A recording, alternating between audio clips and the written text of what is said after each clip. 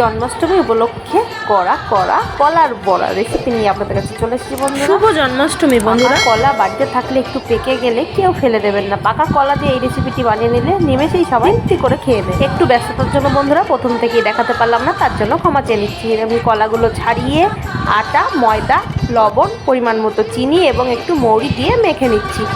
এরপর কড়াইয়ে তেল দিয়ে তেলটা ভালো করে গরম করে নিয়ে এক এক করে ছোট্ট ছোট্ট করে আমি সব বড়াগুলো তেলে ছেড়ে দিয়েছি। এইভাবে উল্টে পাল্টে নিয়ে সবগুলো লাল লাল যখন হয়ে এসেছে লাল লাল করে ভেজে আমি তুলে নিয়েছি। তাল, কুমড়ো, কাঁঠাল সব কিছুর বড়া তো করে খান আপনারা বন্ধুরা। একবার পাকা কলা দিয়ে এই রেসিপিটি করে খাবেন, আশা করছি খুব ভালো লাগবে। দেখুন কতটা নরম এবং কতটা ফোলা হয়েছে। এই বড়া গরম গরমের থেকে বাসি হলে আমরা খেতে ভালোবাসি। বাসি বড়া কে কে খেতে ভালোবাসেন কমেন্ট করে। অনেক রান্নার রেসিপি পেতে আমার চ্যানেলটি সাবস্ক্রাইব করে দিন।